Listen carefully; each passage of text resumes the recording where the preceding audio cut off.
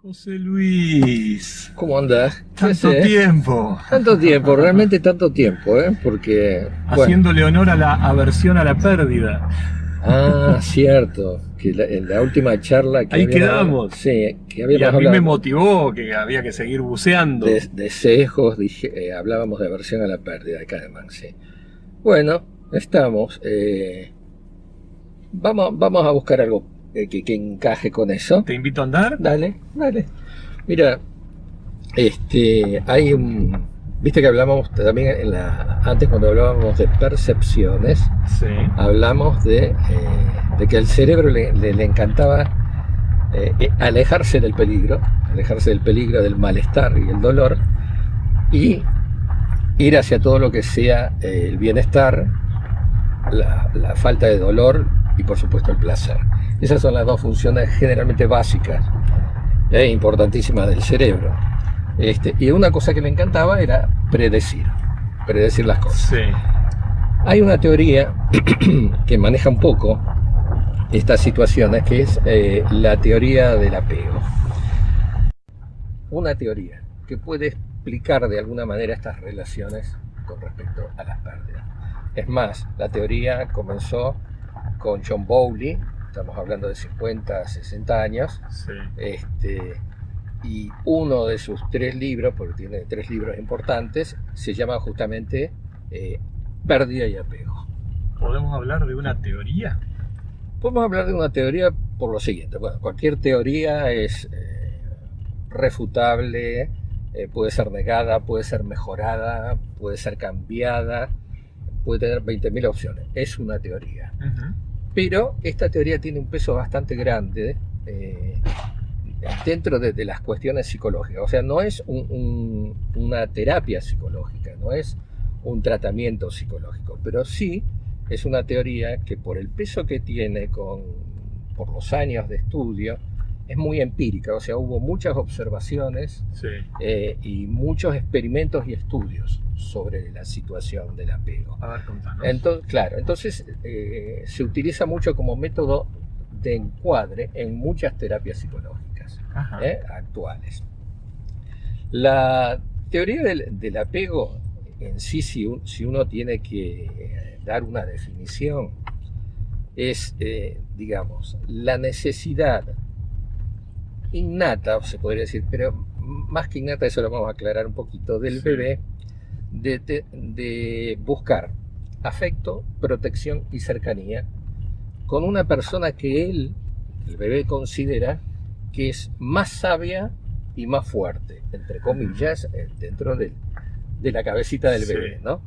Esa sería la figura de apego. Y esa relación, digamos, de regulación emocional entre el bebé y el cuidador, es lo que se llama teoría del apego. Bien, te digo, convengamos que como que no está bien considerado hablar del apego, como que parece algo malo. Bueno, está bien lo que me estás diciendo. Sí, vos sabés que una vez de una charla... Como que tiene una mirada negativa. Sí, una vez en una charla en que hablaba cosas de teoría del apego, una señora se me acercó y me dijo: doctor, aclare lo del apego, porque cuando la gente habla de apego, habla de ofuscación, de pegoteamiento, de aferramiento, de falta de dependencia. Y está bien que por ahí, digamos, en las notas que uno lee, aparezca esto. Pero esto tiene que ver con el apego, que no es el apego bueno, porque el apego tiene muchas características. Por ejemplo, el cuidador. El cuidador, primero que la teoría del apego es una cuestión vincular, de relación. Sí, sí. Además de ser vincular, el cuidador es bien selectivo, o sea, claro, no puede ser cualquiera. Y fíjate que estoy hablando de cuidador, no estoy hablando de mamá, papá. Estoy hablando de cuidador. Puede ser la nana, la abuela, porque es la que más tiempo está con el bebé, un tío porque los papás no están, cualquier situación. Bueno, es muy selectiva, es evolutiva. Es evolutiva porque Bowlby decía que va desde la cuna hasta la tumba. O sea, va evolucionando en el tiempo. Indudablemente la parte más importante relacional y que fija un poco los patrones, digamos, más que patrones, hoy se habla digamos, de estilos, porque no son tan fijos, va desde los chicos, digamos, que empiezan con los bebés, pero después siguen con los amiguitos, Claro. Sí, o sea, los bebés con los padres, después con los amiguitos en el preescolar, en el escolar, después en la adolescencia, con la parejita, y después cuando somos adultos con nuestra pareja, con nuestros amigos y las relaciones que son continuas. También es esa cuestión de el apego es malo, qué sé yo. Bueno, hay que hacer una diferenciación muy grande que es con respecto a la figura de apego o cuidador. Una cosa es la figura de apego y cuidador, que puede ser buena o mala, digamos. Sí. Cuando la figura de apego es buena y da las características esas que dijimos de protección, cuando en realidad se dice que es sensible, porque es sensible a las demandas del bebé, a su afecto, a su protección, a lo que necesita. Y en esta sensibilidad no estoy hablando de cambiarle los pañales y darle de comer. Estamos hablando de una cosa muy amplia, muy afectiva, muy emocional. Entonces, cuando esa relación está dada de esa forma, la figura del apego o el cuidador pasa a llamarse base segura. Entonces ahora, la figura del pegador, estuvo bien el lapsus. ¿Por qué estuvo bien el lapsus? Porque hay tipos de cuidadores que, digamos, son el otro extremo. Y eso que dije con lapsus es una de las características que vamos a hablar después. Pero la figura de apego como base segura es fantástico. O sea, todos nosotros como humanos nos encanta ser cuidados, protegidos, amados y tenidos en cuenta. José Luis, ¿y cómo comenzó todo esto? Mira, te digo otra cosa con respecto a esto de la que me dijiste, la figura de apego mala. Tiene otra faceta esta teoría, que es la faceta de exploración, que es justamente el despegue. ¿Entendés? El bebé, hablando de los chicos, si tiene esa figura de apego que es base segura y se siente bien, se va despegando. Se va despegando. Imagínate un chico que está jugando en una plaza y bueno, si se siente tranquilo, se siente cuidado, sabe que va a tener al papá, a la mamá, al cuidador que está presente, que si lo necesita porque se golpeó con la hamaca, está ahí y se va alejando. Se va alejando, cada tanto pispea con el ojo a ver si está. Se asegura. Pero está tranquilo. Claro. Está tranquilo. O sea, y eso en el futuro, porque todo esto tiene una relación a futuro, va a hacer que en la adultez también tenga un despegue y pueda estar apegado sanamente y pueda, por ejemplo, no sé, vivir en otro continente. Cuando vas creciendo, tener tu hijo en otro país y el apego sigue totalmente fuerte y no está pegado. O sea, no hay cercanía, pero sigue todo lo otro funcionando, ¿no? Me preguntabas vos de cómo empezó todo esto. Mira, empezó con Bowley. En realidad, John Bowley, un psicoanalista inglés, digamos, por supuesto, al ser psicoanalista venía con todas las teorías freudianas, ¿no? Y las teorías freudianas tienen mucho que ver con todo lo que son impulsos, con las pulsiones, en realidad con el instinto. Y Freud es muy intrapsíquico, muy mental, analizaba, digamos, la mente en una forma retrospectiva, o sea, qué pasaba en la infancia y por qué era así, que esto también, pero esta es evolutiva, o sea, empezaron a estudiar los chicos para adelante. Y entonces, lo freudiano es muy inconsciente, pero lo de Bowley se separa un poquitito, porque más que ver eso, empieza a ver la relación consciente, lo que está pasando realmente con los chicos y con los cuidadores. Y este estudio empezó desde los chicos para adelante, o sea, evolutivamente hacia adelante. Esa sería la gran diferencia. Evidentemente, no es que se separó de la idea psicoanalítica freudiana, a la cual le da también mucha importancia Freud, ¿no? A lo que es la alimentación, o sea, la relación con la madre, siempre depende un poco de la alimentación, o sea, casi que es secundaria. El chico necesita ser alimentado, por lo tanto, después crea una relación con la madre porque necesita ser alimentado. Y también una cuestión libidinosa sexual que indudablemente va pasando en las diferentes etapas de la vida, ¿no es cierto? Bueno, Bowlby no niega eso, la alimentación y el sexo, en absoluto. Pero sí le da importancia a otras cosas, porque veía que, como por ejemplo, no sé, gente adulta, bueno, nosotros amigos, ¿no?, que nos vemos, padres e hijos, amigos, siguen, y ahí no hay ninguna de esas relaciones, y se sigue manteniendo un vínculo muy fuerte. Bueno, ese vínculo que creó él, que vio él, que era diferente a lo que hacía Freud, dijo, ¿por qué pasa? Y entonces me empezó a buscar datos, motivos. Entre los motivos que buscó, encontró, por ejemplo, un estudio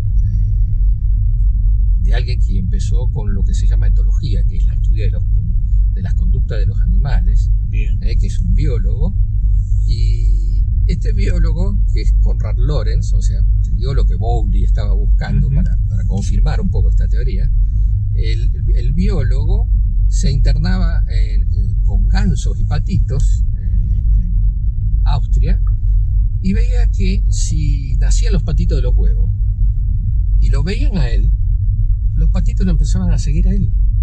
Por más que la mamá pata le diera de comer o otro, no sé, que estuviera en el experimento, le diera de comer, después seguían con él, se iban a dar al agua y todos los patitos, se iba a escribir unos informes, todos los patitos al lado.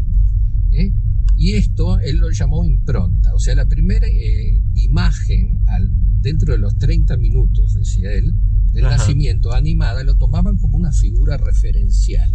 Y eso lo llamó, Konrad Lorenz lo llamó impronta. Entonces Bowlby también dijo, bueno, acá hay otra cosa que no tiene que ver con la comida ni con la parte sexual. Claro.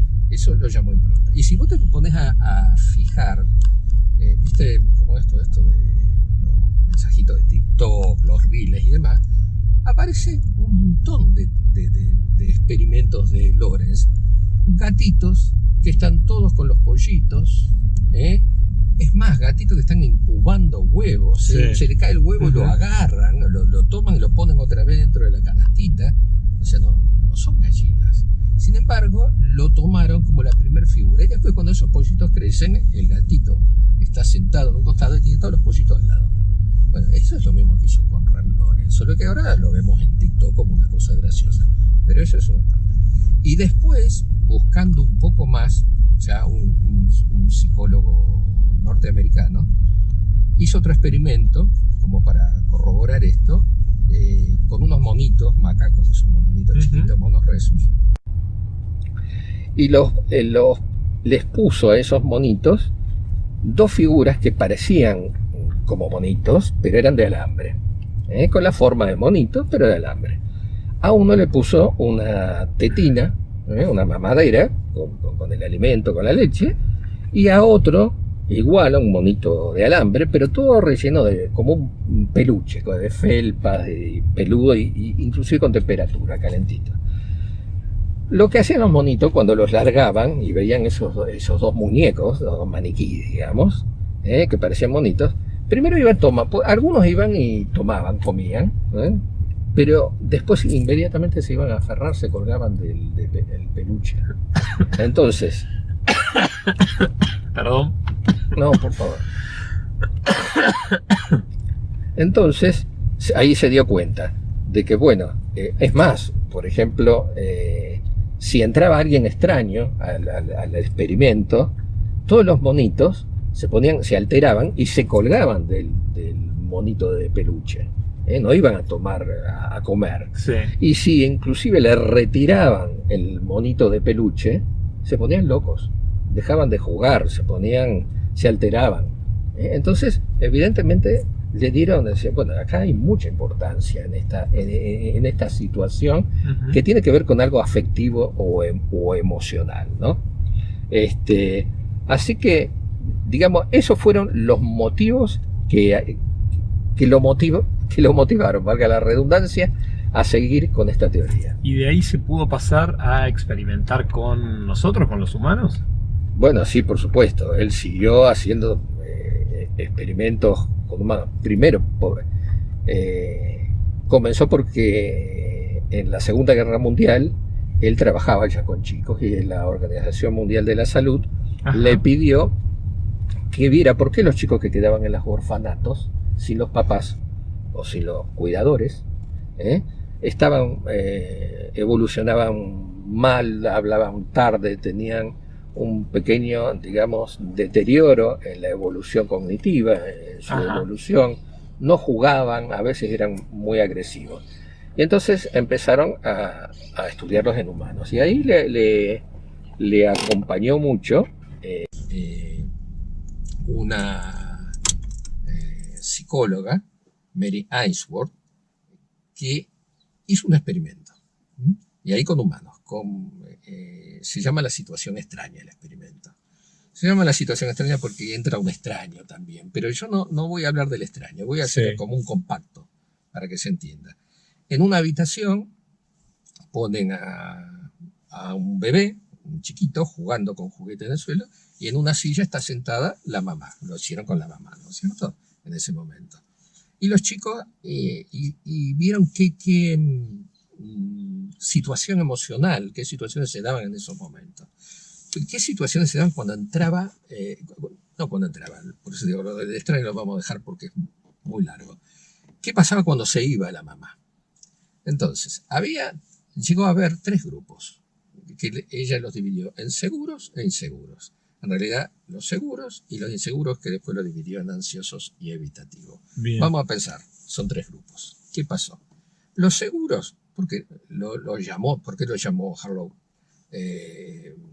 Ainsworth, perdón, ¿por qué lo llamó seguros? Porque cuando los chicos jugaban con la mamá, tenían muy buena relación, mientras estaba sentada, en un momento la mamá se levantaba, se iba, los chicos se ponían un poco ansiosos, miraban, se ponían un poquito rápido, después seguían jugando con su juguete, tranquilos, diferentes pero tranquilos. Y después cuando la mamá regresaba, por supuesto se iban sonriendo al encuentro, se le colgaban y demás, pero no había una situación de ansiedad por el estilo. A eso lo llamó chicos seguros. Después se dio cuenta que había otros chicos que jugaban con los juguetes. Estaba también la mamá sentada, en la misma situación, jugaban con los juguetes y demás, de una forma media indiferente, como, digamos, no conectado con la relación, ¿no?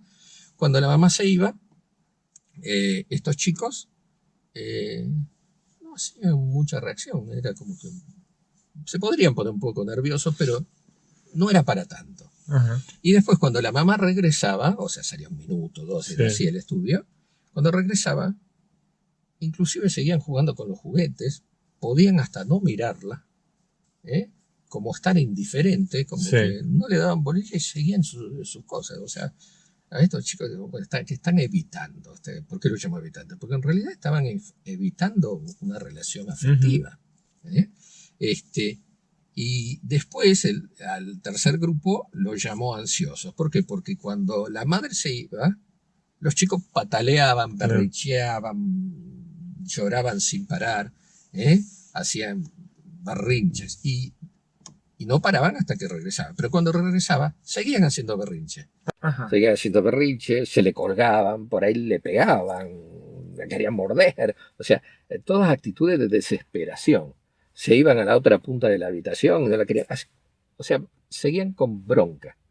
Tanto cuando se fue, cuando vino. O sea, en realidad estaban en un estado de ansiedad continua. Por eso lo llamó chicos ansiosos, ¿no? José Luis, ¿y a qué explicación llegaron del por qué se dan estas reacciones en los 3 grupos de los que venís hablando? Bueno, digamos, esas fueron las experiencias en el experimento, pero evidentemente tenía que tener una correlación con algo. Y vieron investigaron qué correlación había en las familias, o sea, en la convivencia de estos chicos con los cuidadores. Y vieron que, por ejemplo, en los primeros chicos que eran los seguros, bueno, había una relación mutua muy buena.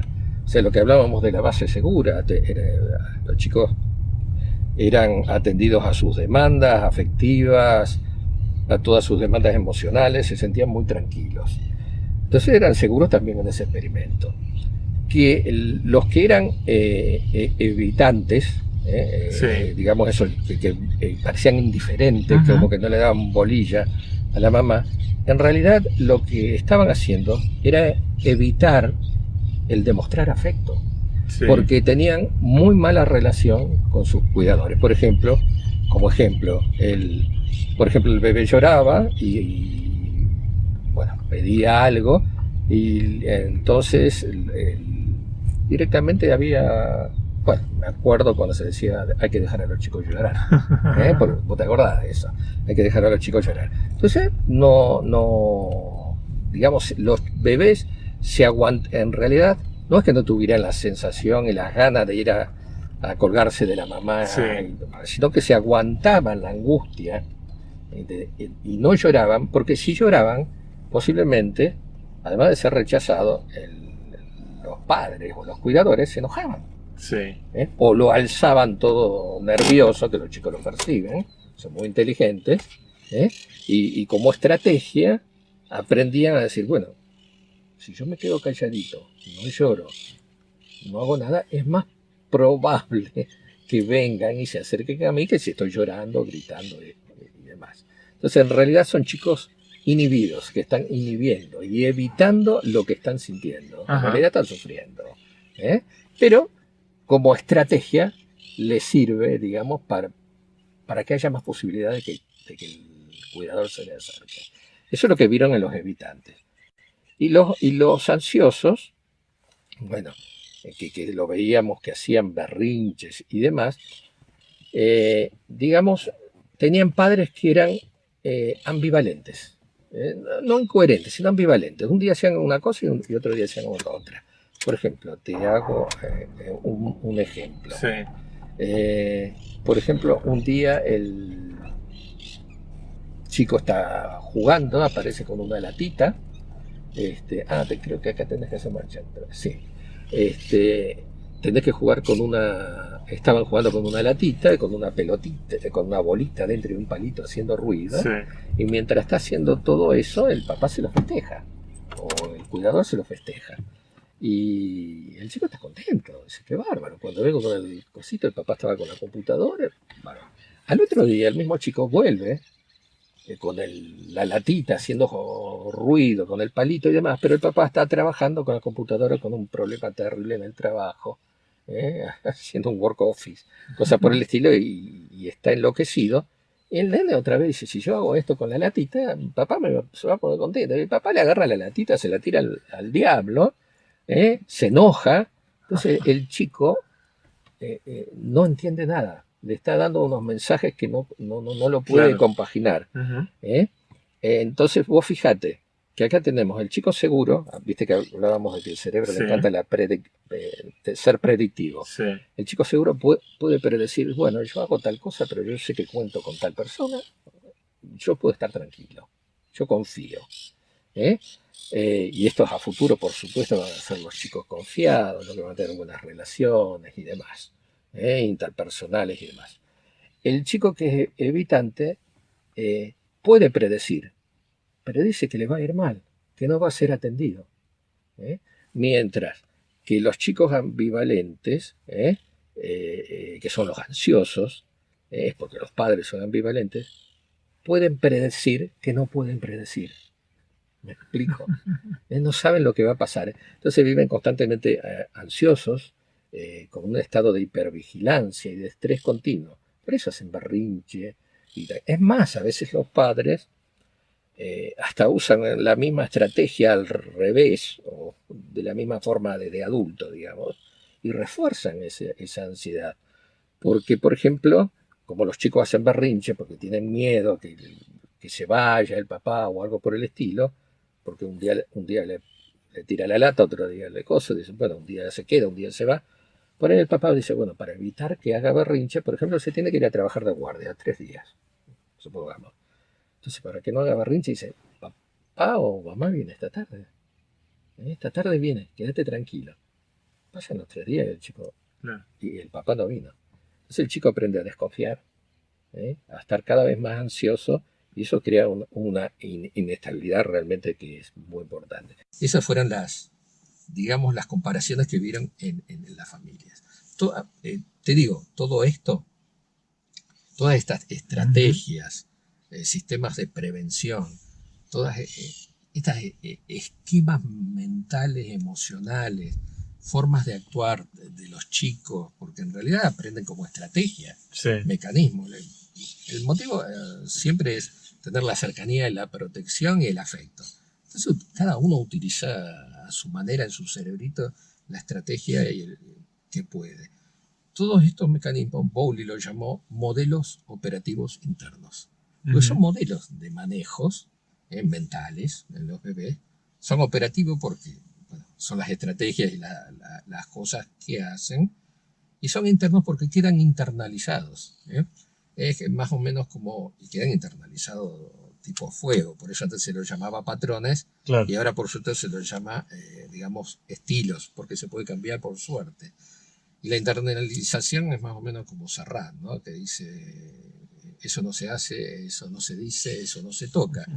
Pero si uno lo dice como base segura, bien, ¿no? Como un límite, digamos, impunitivo, entonces tenemos que ese chico internaliza, bueno, eso lo tengo que hacer cuando es adulto.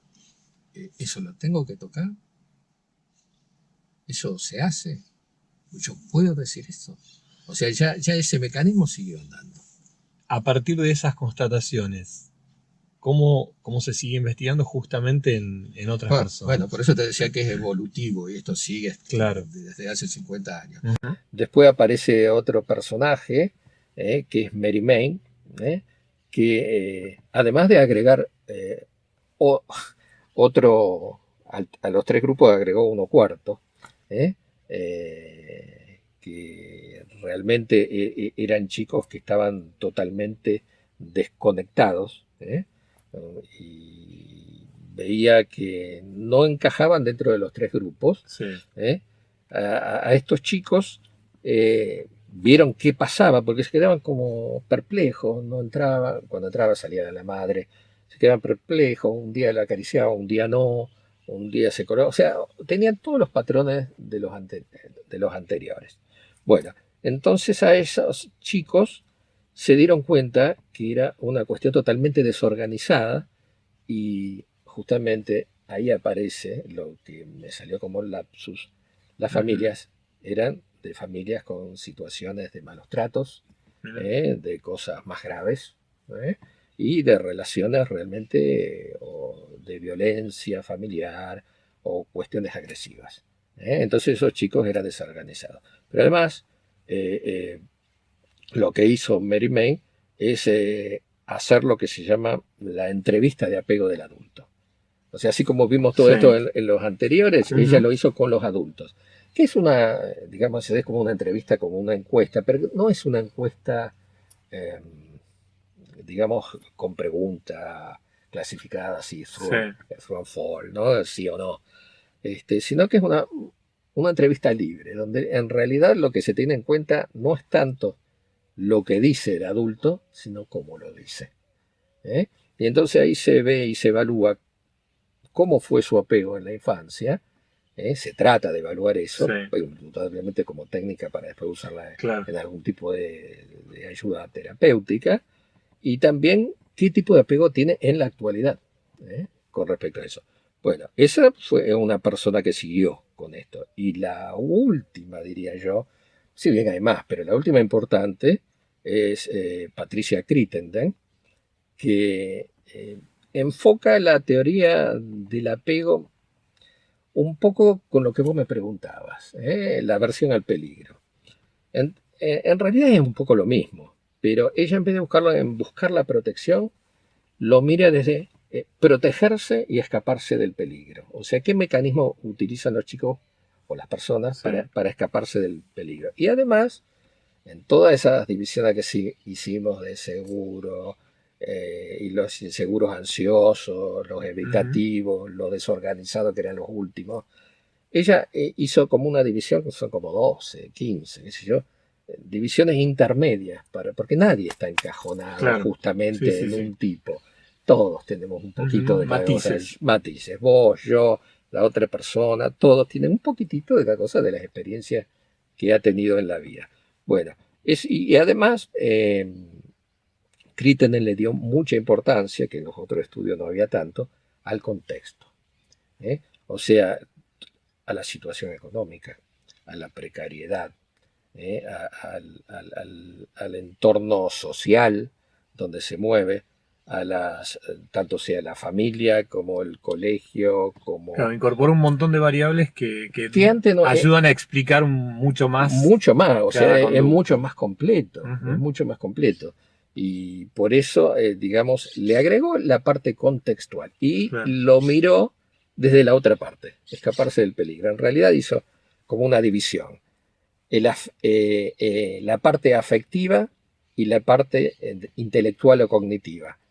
Dividía digamos, a los chicos en todos estos grupos que dijimos entre los que utilizaban mucho el afecto o manejar estratégicamente el afecto, como por ejemplo los ansiosos que gritaban, pataleaban y demás Ujú. para conseguir lo que querían, y la otra parte que utilizaban mucho la parte cognitiva e intelectual, o sea, yo me quedo calladito, no grito nada, me la aguanto porque, pero fíjate que estaban guardando el afecto. Uno usaba más la inteligencia para conseguir algo y los otros utilizaban mucho más el afecto, aunque sea pataleando para conseguir. Claro, la estrategia funcionaba, pero bueno, cuando es con los papás no es muy bueno y cuando vas pasando a ser adulto, las cosas se ponen, digamos, difíciles, ¿no? José Luis, ¿hay forma de relacionar todo esto con la resiliencia? Sí, sí, bueno, justamente hay un Boris Cyrulnik, que es un neurólogo, neuropsiquiatra, eh, eh, que está muy relacionado con la teoría del apego y con la resiliencia. En realidad la resiliencia es llegar a cómo uno sobrepasa un evento adverso, una situación dolorosa, un duelo, digamos, algo que nos pone mal. Ujú. ¿Eh? Eh, y eso tiene importancia con la teoría del apego, porque si vos tuviste una base segura cuando eras chico, ya venís como preparado para defenderte, entre comillas, la palabra no es defender, como para sobrellevar eso, por decir, bueno, confío en alguien, siempre va a haber Ujú. alguien. Entonces, importa cómo vino esa preparación, mientras que los chicos que han sido vulnerados, con problemas y demás, no confían, como vimos los chicos ansiosos, no Claro. confían. Entonces, lo van a vivir mucho peor.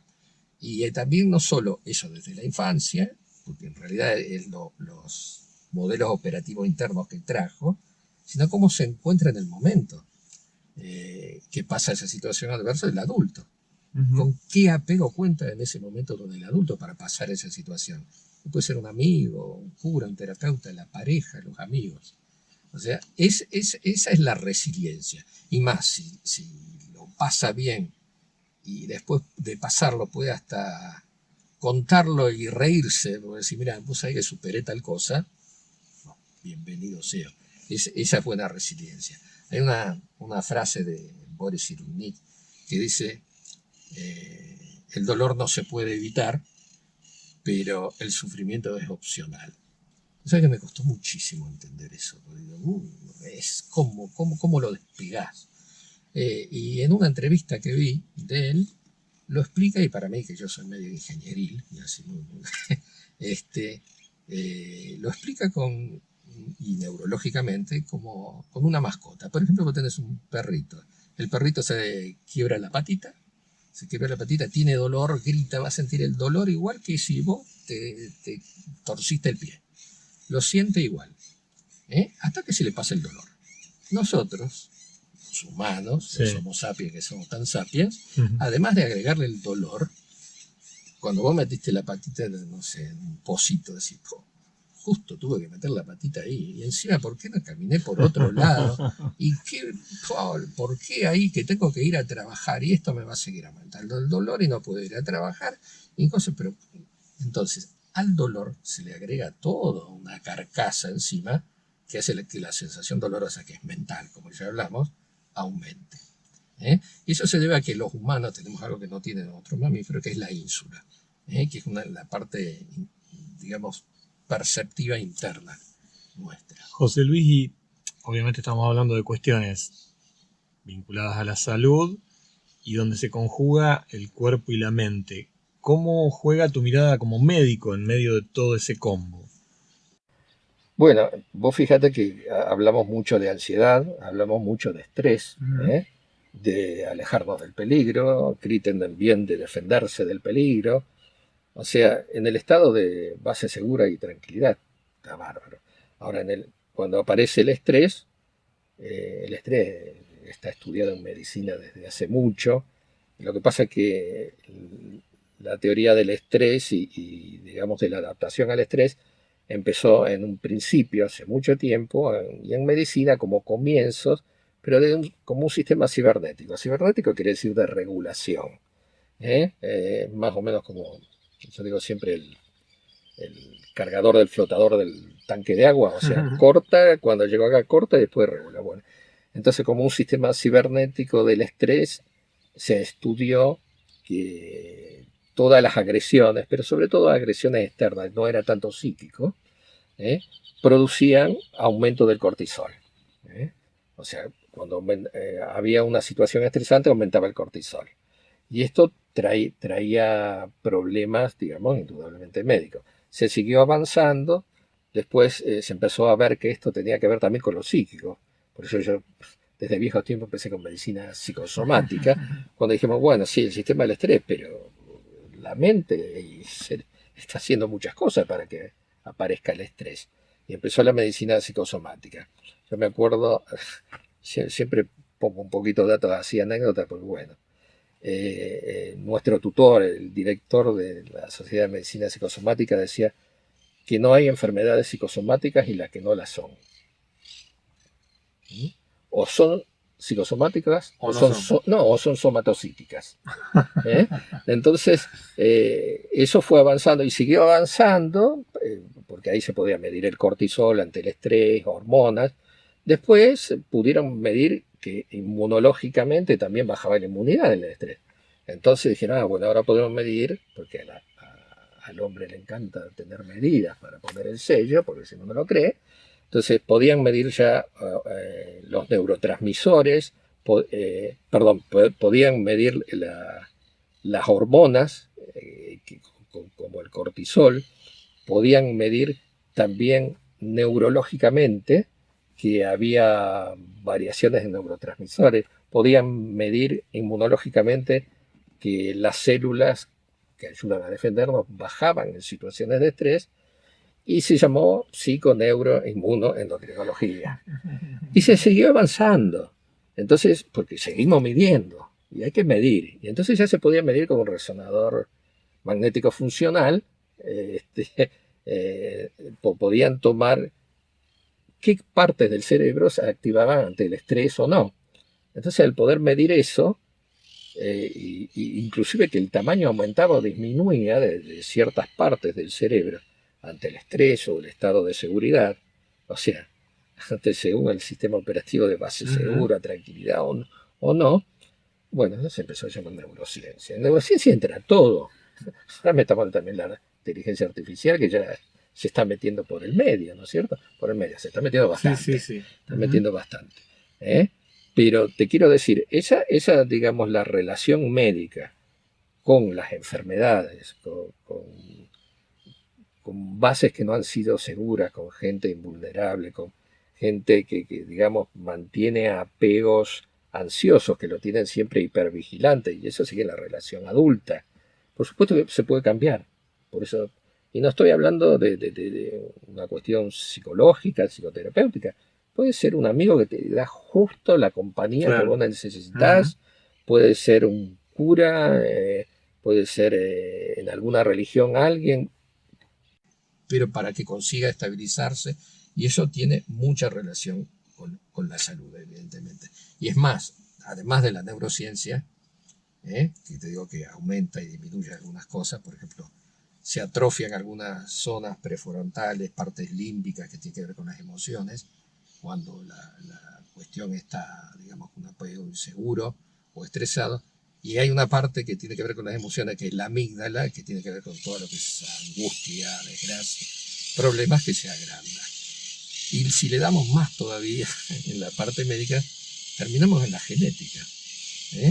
Que a veces uno dice, bueno, esto, los problemas o el tipo de apego, de las enfermedades son genéticas, heredadas. Sí, hay enfermedades y cosas heredadas. Pero también se descubrió otra cosa que es la epigenética. Y la epigenética tiene que ver mucho con lo que dijo Crittendenn, con lo que vos decías, con el entorno, con el medio ambiente. Porque todos tenemos una red de ADN, de genes. Y, por ejemplo, en esa red dice, bueno, diabetes, hipertensión, enfermedades embromadas, cosas por el estilo. Y están escritos en los genes. Pero después, cuando eso se hereda, está escrito, pero el lector por ahí no lo lee. Es como si estuviera tapado. Y en otro está como fosforescente. ¿Qué es lo que hace que ese gen se exprese o no que está esa enfermedad? Bueno, el estado emocional es lo que más mueve eso. Fíjate que no estamos hablando de una mutación genética. Estamos hablando que los genes están iguales, pero es como que se le abre la puertita o no para ver si es o no lo que dice adentro. No es pavada esto, porque inclusive se ha probado, para decir que no son el padre o la madre, se ha probado con ratas. Ratas que están criadas con la mamá o algo por el sí, con la mamá. Juegan, comen, engordan y demás. Pero después cuando le sacan la mamá, las ratitas empiezan a enfermar, a ponerse estresadas y demás. Entonces, cuando le devolvían la mamá, otra vez se calmaba. Hicieron lo mismo, pero le sacaron la mamá y no se la dieron más. Pero, y esas ratitas sin mamá enfermaban con cosas graves y demás. Después, a las ratitas que le sacaron también la mamá, no se la devolvieron, pero le pasaban con un pincelito. Las acariciaban, les daban buenos tratos. El cuidador. Compensaba. El cuidador, la base segura, no la mamá. La mamá la reemplazaba uno de los investigadores con un pincelito todos los días, las mimaba y demás. Bueno, esas ratas no enfermaban. Y encima, si había algo heredado, no aparecía. Y además, esa generación de rata, ahí sí, genéticamente, a la próxima generación ya no le pasaba la enfermedad. No es pavada, Eso era epigenética. Y bueno, y yo creo que ya extraordinario. A nivel médico. Te iba a pedir como una conclusión, pero ya la fuiste haciendo en este último comentario. Aprovecho a decirles a nuestros queridos amigos televidentes, estamos anduvimos de recorrida para derivar dentro de lo que es lo que se conoce como Casa del Retiro, que pertenece a la Arquidiócesis de Rosario, un hermoso lugar, mucha paz. Hermoso. Y te invito a que cerremos toda esta charla tan enriquecedora recurriendo a algún cuento, a alguna mirada que siempre traes también a colación y que puede ser una buena manera de culminar. Bueno, dale. Sí, mira, primero yo digo que esto es las intervenciones que se pueden hacer en estas cosas van de todas partes. En la parte, como te dije, de salud, escolar, prevención, más que prevención, fomentar la salud, fomentar la educación, fomentar la base segura. Y para fomentar la base segura en los chicos, uno tiene que ser base segura. Y eso se aprende, eso se enseña. Yo digo que es como la película Volver al Futuro, ¿no? Que uno puede cambiar el pasado.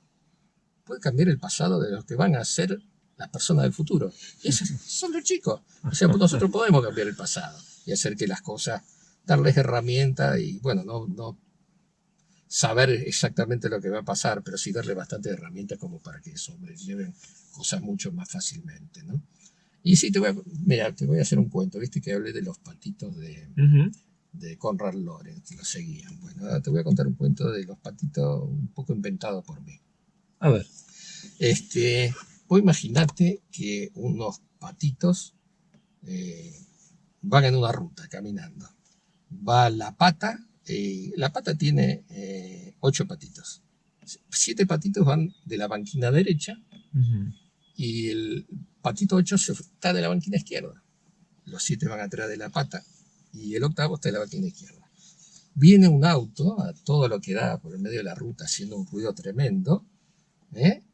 Y entonces, claro, el patito se asusta. Si el patito se asusta, ¿qué hace? Si lo tomamos con la teoría, digamos, bien de Bowley, y le va a agarrar una desesperación que va a querer cruzar la ruta para irse con la mamá y los otros patitos. Si lo tomamos y lo enfocamos un poco desde la forma, ya te digo, es medio tomado con pinza, ¿no? De Patricia Crittenden, se tendría que escapar del peligro y se va bien a la izquierda de la banquina porque se asusta. ¿Cuál de las dos cosas hace? Una puede terminar trágica, otra no. Lo dejamos ahí. Vamos a pasarlo a la parte humana. Sí. Bueno, imagínate que un chico de 4 años está jugando en la casa de unos amiguitos y este chico, de alguna manera,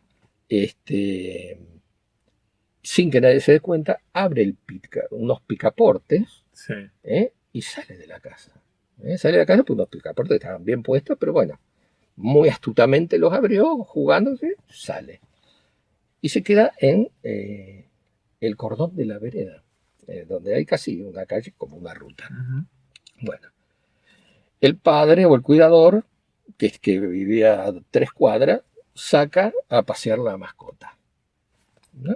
Cuando saca a pasear la mascota está caminando y con la mascota y en un momento mira enfrente y ve a su hijo que está parado en el borde del cordón y pasa la misma situación que los patitos. Viene un auto, una chata a toda velocidad, haciendo mucho ruido.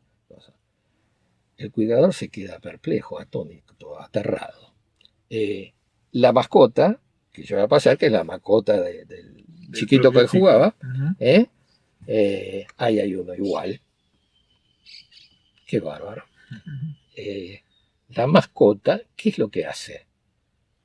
Se largó inmediatamente a cruzar la calle, a tirarse, digamos, a buscar al niño, digamos, a protegerlo, de alguna forma a protegerlo. Entonces, ¿qué hizo el padre? ¿Por qué no hizo lo mismo? Bueno, te cuento, la mascota lo echó con la chata. Claro. Terminó en 30 metros después. Quédate tranquilo, quédese tranquilo, esa mascota vivió muchos años más y no pasó nada. Pero si el padre hubiera actuado como la mascota, lo más probable es que hubiera quedado también el padre como la mascota, que el chico se hubiera corrido hacia el padre y hubieran terminado todo ahí estampados, vamos a ser sinceros. Sí. Pero por suerte, los humanos tenemos algo muy importante, que también tienen los animales,